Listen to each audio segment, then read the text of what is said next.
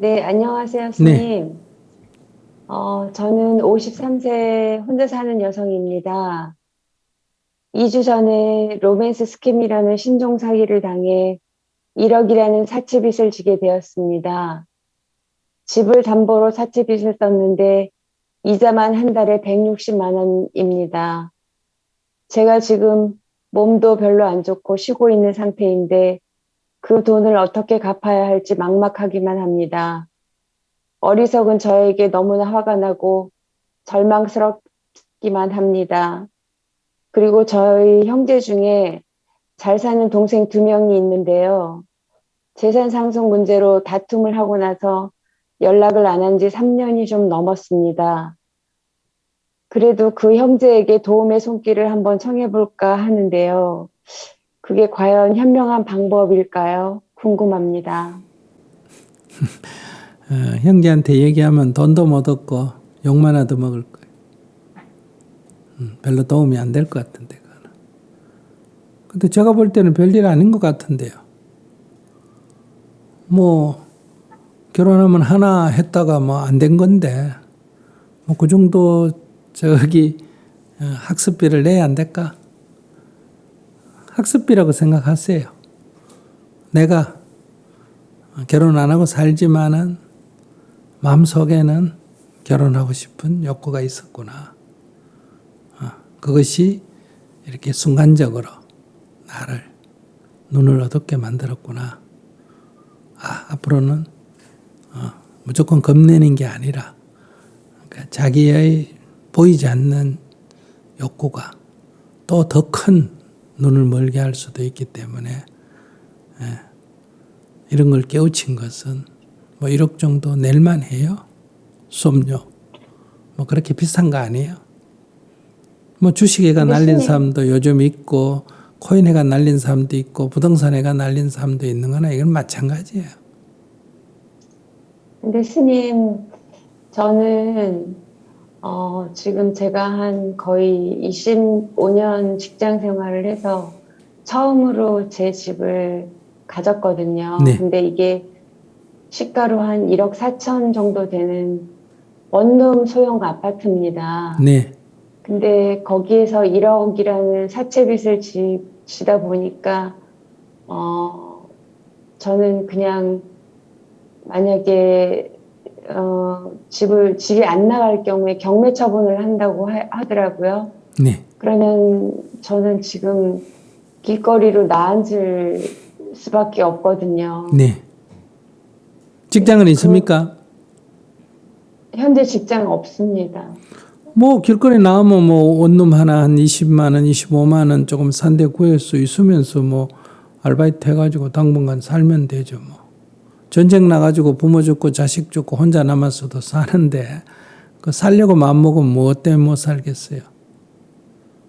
그리고 그 사채를 왜 없습니까? 지금부터 집이 1억 4천 정도 나가는 거라 그러면 은행 쪽하고 협의를 해가지고 이렇게 은행 융자를 받으면 되거든요. 그러니까 1억 빌렸는데 한 달에 160만 원 낸다 그러면 그게 연리 18%거든요. 엄청난 폭리죠. 지금 은행 대출 이자가 주택담보로 한 4%, 5%였는데 요즘 은행 이율이 올라가 한 6%쯤, 6, 7% 정도 될 거예요. 6, 7% 정도 되면 월 한 50만 원 정도밖에 안 되거든요. 그러면 그걸로 바꿔가지고 돈을 융자를 해서 갚으면 되죠. 근데 은행에 제가 물어봤는데요. 네. 벌써 근저당이 잡혀 있는 집이라 대출이 불가하다고 하더라고요. 그러니까 이제 그거는 자기가 이제 조금 전문가한테 물어보면 이제 이걸 대체 그 고리의 이유를 가진 거를 서민금융 같은데 정부에다가 좀 알아보면 이런 고리채를 쓰는 사람에게 뭐 여러 가지 그 서민들 혜택을 위한 저리융자를 주는 게 있거든요. 그 교체하는 거는 알아보면 할 수가 있습니다. 그렇게 해서 첫째 교체를 하든지 그 경매로 나가지 말고 뭐 팔아가지고 담은 뭐 1,000만, 2,000만이라도 더 받아가지고 그 갚고 그 나머지 돈을 가지든지. 제가 볼 때는 뭐 어차피 나가면 또 월세 집을 줘야 되니까 예를 들면 1억을 은행에 융자를 넣는다면 한 달에는 50만 원이 뭐 집세 내는 댁 하면 되거든요. 그러니까 제일 좋은 거는 이 서민을 위한 저리 융자를 알아서 대체하는 방법이 아마 가장 현명한 방법이 아니냐 이렇게 생각합니다. 그 아까워하지 말고 그 아까워하면 이제 길이 자살하는 길밖에 없어요. 근데 그 돈 1억 날리고 자살한다 그러면 얼마나 불쌍한 사람이 됩니까? 그죠? 그 정도는 학습비로 주고 외국에서 지금 혼자 몸으로 중국에서 외국에서 한국에 와가지고 막노동 해가지고 먹고 사는 사람들 많이 있지 않습니까? 그죠? 그래 돈 벌어가지고 나라에 가는데 자기는 지금 뭐 외국인도 아니고 한국 시민권 갖고 있잖아요. 탁 털어버리고 집 줘버리고 탁 털어버리고 아무것도 없어도 사는데 지장 없습니다.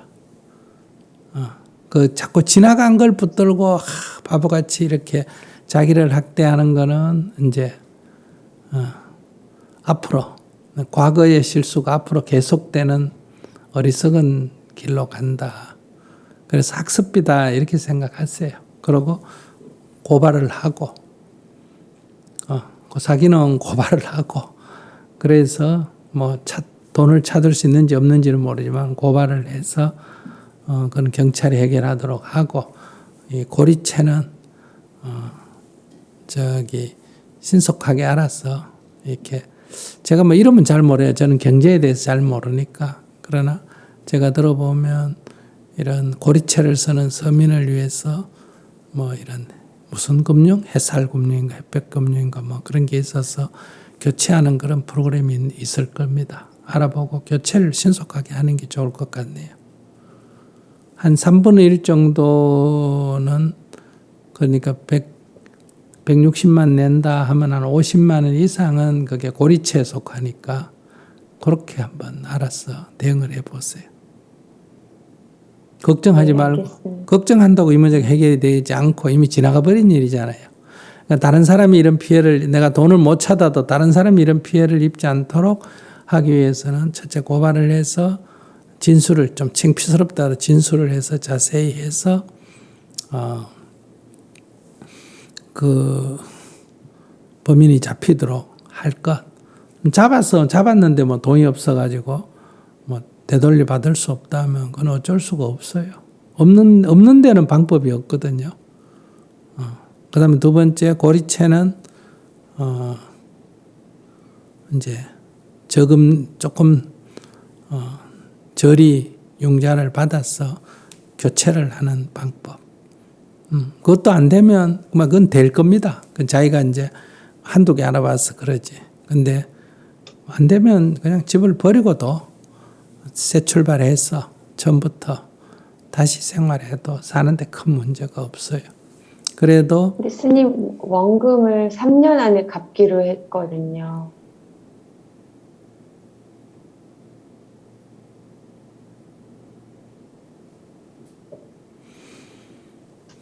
원금을 3년 안에 갚기로 해도 지금 당장 갚으면 되죠. 그러면 이제 그게 원금을 3년 안에 이제 돈이 있어도 그 이자를 3년이나 물고 갚아야 된다 이런 거라면 그건 이제 사기꾼이기 그거 자체가 사기꾼이기 때문에 이제 변호사를 자원봉사 변호사를 구입해 가지고 처리를 하면 돼요.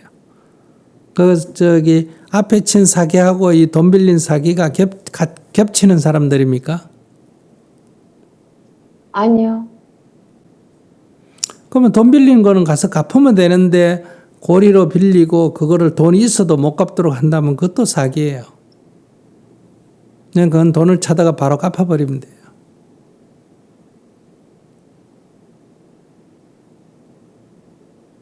(3년) 안에 갚도록 계약이 되어 있기 때문에 돈이 있어서 갖다 줘도 이자를 3년을 물어야 된다는 그런 계약이라면 그거는 사기 계약이다 이런 얘기예요. 그게 법적으로 대부업체도 20%는 법적으로 보호를 받는다고 하더라고요. 그러니까 20%가 사기가 아니고 돈을 갚는데 돈을 줘도 안 받는다 하고 이자를 내놔라 한다면 그게 사기 계약이다 이 말이에요.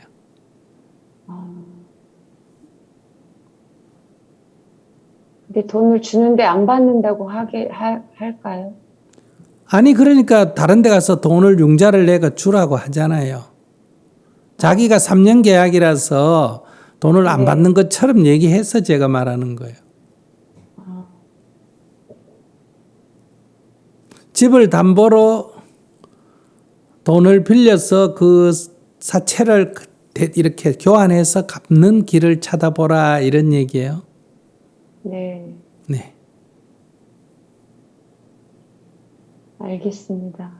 네, 지금 뭐 감사합니다. 1억 날리고 나니 정신이 좀 없는 것 같은데 네, 예, 정신을 차리고 주위에 이렇게 인원하고 형제들하고 사이가 안 좋은데 또 자기가 사기당해가 얘기하면 별로 도움이 안 될 거예요. 내가 보기에는. 뭐 정말 어려운 일을 당해서 이렇게 얘기하면 뭐 과거 일은 과거 일이고 이런데 관계가 안 좋은데 얘기 들어보니까 터무니없는 사기를 당해가 그래 돈을 날리면 뭐 관계가 안 좋은데 오히려 욕하죠. 욕하지 좋은 소리 듣기는 쉽지가 않을 거예요. 근데 내가 그 형제들의 심성이 어떤지를 모르니까. 근데 상의를 하는 건 좋아요. 형제들에게. 내가 바보같이 이렇게 당했는데 뭐 조언을 좀 해달라. 이건 괜찮지만은 경제적 도움을 달라는 거는 특히 상속 문제 갖고 갈등까지 있어도 상속 문제 갖고 갈등이 있었다는 거는 그 사람들도 형제들도 돈을 밝힌다는 얘기거든요. 근데 자기한테 돈을 주는 거는 쉽지가 않을 거예요. 그래도 뭐 형제가 옛날에 우애가 있다 그러면 집을 오히려 형제한테 담보로 주고 집을 형제한테 담보로 주고 형제한테 돈을 1억을 빌려서 이걸 갚는 방법이 있을 수 있죠. 날리더라도 누구한테 주는 게 낫다. 형제한테 주는 게 낫다. 이런 관점에서. 그러니까 담보가 전혀 없으면 그건 굉장히 어려운데 담보가 있으니까 뭐 지금 부동산이 떨어지고 있어도 일단은 이제 그게 1억 이하로 떨어졌다. 부동산 가격이 시가가 1억 이하로 떨어졌다. 이렇게 되면 그냥 경매 처분에 맡기면 돼요. 자기가 이제 부도를 내는 거니까. 그러면 뭐 그게 7천만 원밖에 경매에서 못 받았다 해도 3천만 원을 자기가 갚을 이유는 없습니다. 그 대신 저는 돈이 하나도 없잖아요. 네, 하나도 없죠. 뭐 자기가 사기 당했는데 어떡해요? 그럼 저는 어떻게 살아갑니까? 어떻게 살아가기는 일해가 월급 받고 살아야지. 살 집이 없잖아요. 잘 집 없으면 월세를 살아야지. 보증금도 없는데. 월세만 저건 한 달 월세 더 주는 그런 집을 구해가 우선 살고 또 저축이 조금 되면 보증금 내고 살고 이래야지. 아니 사기를 당해가 돈을 다 달려놓고 사기 안 당할 때처럼 돈이 없잖아요. 이런 얘기하는 거는 그 아무런 도움이 안 되는 얘기 아니에요. 다리가 부러져 가지고 병원에서 기부사라니까 그러면 못 달리잖아요. 이런 얘기하고 똑같아요. 뭐 어떻게 달려요? 부러졌으면 안 죽은 것에도 다행이다. 감사합니다. 병신은 되겠어요? 안 되겠어요? 그러면 아이고 뭐 좀 쩔룩거려야 될 겁니다. 아이고 그래도 걸을 수 있다니까 감사합니다. 이게 인생 아니에요. 안 죽고 산 것에도 감사하다. 돈만 날리고 사람이 피해를 안 입고 해도 감사하다. 이렇게 생각을 해야지. 그래서 제가 외국에서 이민 온 노동자로 온 사람 얘기하잖아요. 그 사람들은 아무것도 안 가지고 한국까지 오는 돈 들여가 한국까지 와서 그냥 몸만 달랑 떨어져도 한국에서 돈벌이가 살아가잖아요. 그 사람보다 자기가 유리하다 이 말이에요. 자기가 잃어버렸는데 어떡할 거예요. 그런 관점에서 딱 정확하게 정신을 차리고 시작했으면 좋겠다. 그런데 아직 빚을 졌다 하더라도 처분하면 돈또이는 될 수가 있으니까 또 잘하면 조금은 조정할 수가 있으니까 자기 그 가진 재산을 운용하는 거는 지혜롭게 생각해야죠. 이렇게 멍하게 있으면 경매에 넘어가서 난리죠. 고리는 고리대로 갖고 경매는 경매대로 하고 경매에 넘어가서 딱 손 털려면 지금부터 이자를 안 갚아야 돼요. 그래서 집을 줘버려야 돼요. 그래야 다음은 한 달을 160만이라 덜 주지. 그러니까 주면서 다른 꽁리를 못하면 이제 돈은 돈대로 매달 내고 경매는 경매대로 전체로 날아가고 이런 바보 같은 짓을 하게 된다. 그러니까 이게 갚을 능력이 안 되면 딱 부도 선언을 하고 거기서 손들어 버려야 돼. 그래야 다음은 10원이라도 덜 나간다 이 말이에요. 지금 제일 중요한 건 자기가 정신을 차리는 게 필요해요. 그리고 가까이 병원에 가서 이런 어려움을 얘기하고 의사 선생님의 처방을 받고 약간 약을 먹으면 조금 심리가 안정이 될 거예요. 안 그러면 이제 자살 충동이 일어나든지 사람 얼굴을 보기가 어려워서 자꾸 혼자 있게 된다든지 이렇게 되면 이제 더 실수, 여기에 또 사기꾼이 붙으면 더 큰 실수를 하게 된다.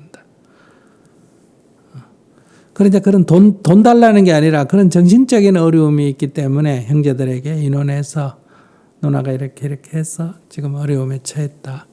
조금 좋은 조언도 하고 의지처가 돼달라. 이거는 뭐 해볼 만하다 싶어요. 돈 달라는 얘기는 크게 도움이 안 되지 않을까 싶어요.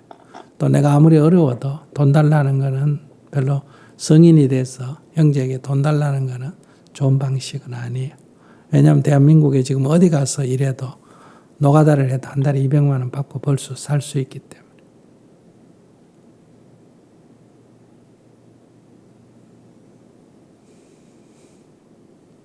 알겠습니다. 감사합니다. 네. 네.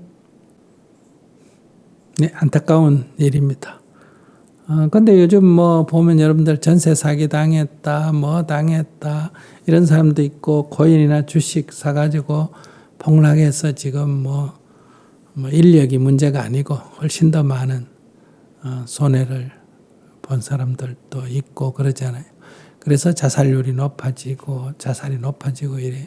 그러나 제가 늘 토끼나 다람쥐 얘기하듯이 과거에 집착하면 죽는 수밖에 없고 과거를 버리고 지금 그래도 내가 살았다. 교통을 나와서 죽는 것보다는 산 게 낫잖아요. 그래도 몸은 살았다. 이런 관점에 딱 서면 그냥 다 지나놓고 보면 10년 지나놓고 돌아보면 다 한여름밤의 꿈이다. 이런. 저는 지금 너무 저에게는 제 생에 가장 큰 힘든 일을 겪고 있기 때문에 사실은 어떤 소감이라는 그런 거는 맞지 않는 것 같고요. 그래도 일단 스님이 좋은 공부한 셈 쳐라. 그 말이 가장 가슴에 와 닿는 것 같습니다. 그리고 집은 제가 속아서 했든 어쨌든 제가 제 의지로 한 거니까 제가 책임을 져야 되겠다는 생각을 했고요. 이제 약간 좀 젊은 나이에 그랬으면 좀 재기하고 하는 거가 두렵지가 않았을 것 같은데 이제 저도 50대 중반이 되다 보니까 약간 그런 것이 좀 두렵긴 합니다. 그리고 또 제가 강아지와 같이 사는데 강아지를 데리고 살 수 있는 집이 있을까 그런 걱정도 많이 되고 좀 그렇습니다. 네. 네, 참 안 됐지만은 정신을 못 차렸네요. 지금 강아지 걱정하는 수준이니까 뭐 사는데 아무 문제가 없을 거예요. 강아지. 그러니까네 지금 사람이 지금 전쟁 나가지고 죽는 경우도 있고 교통사고가 죽는 경우도 있는데 뭐 강아지 데리고 살 수 있으면 좋지만 못 데리고 살면 강아지 없이 살아야지 그런 생각까지 하면서 그러니까 아직도 자기가 살아오면서 인생의 어려움을 안 겪고 참 편안하게 조용히 잘 살아왔다는 반증이에요. 만약 인생에 여러 곡절을 겪었다면 이런 건 아무것도 아닌데, 그러니까 너무 지난 지금까지 안전하게 별일 없이 살았다. 그런 것을 자기가 반증하니까 지난 그동안에 편안하게 살은 것이 자기의 인생에 좋은 점이기도 하지만 이런 어려운 경우를 당했을 때는 그것 때문에 그것이 좋은 게 결코 아니다. 이런 얘기. 아직 면역력이 없어서 그래요. 뭐 아까 조금 이렇게 비교하면 안 되지만 우리 하고 비교하면 자기가 그러면 아무것도 없이 건강하게 자기 육신을 갖고 사는 게 낫겠어요. 조금 뭐 집이 있고 있더라도 저렇게 불편하게 사는 게 장애를 갖고 사는 게 낫겠어요. 저런 장애인도 장애를 가지고 자기 인생을 자기 수준에서 살아가고 있는데 자기가 저런 분하고 비교해 본다면 자기가 부족한 게 뭐가 있어요? 아무것도 없잖아. 그러니까 너무 맞습니다. 안전빵으로 살고 있다. 좀 심하게 말하면 고생 좀 해야 된다 이 얘기예요. 그래야 자생력이 생기고 활력이 붙는다. 너무 안전하게 결혼도 안 하고 자식도 안 낳고 직장 다녀가 돈 벌어 지 혼자 먹고 이렇게 편안하게 살아서 이게 무슨 큰일 같지.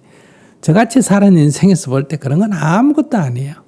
뭐 몇 번 죽었다가 살아난 이런 인생, 해외 가서 뭐 어려움을 겪고 뭐 강도 맞고 총 들이대고 이런 속에서 살았기 때문에 그런 건 뭐 없어도 사는데 집 없는 사람이 천재인데 짓고 뭐 문제요. 버리고 그냥 새로 시작하면 되지. 이미 지나가 버렸는데 사람이 죽고도 사는데 내가 사기꾼한테 몸 안 다친 것만 해도 큰일이다. 참 행운이다. 이렇게 생각하시고 조금 현명하게 다시 좀 일어나면 좋겠어. 자기 지금 너무 지금 마치 큰 일이라도 당한 것처럼 이러면서 또 강아지하고 데리고 살만한 집을 어떻게 구할까 이런 너무 안일한 생각을 하고 있다. 조금 정신 차려가 제일 먼저 할 일은 고발하고 두 번째는 대출 빨리 알아봐가지고 교체하고 하는 데까지 없을 때 나중에 버리더라도 하는 데까지 하다가 안 되면 그래 니 뭐라 하고 버리고 새로 출발하면 된다 이 말이야. 그러나 하는 데까지는 최선을 다해서 해봐라. 길이 있을 거다. 이런 말씀을 드립니다.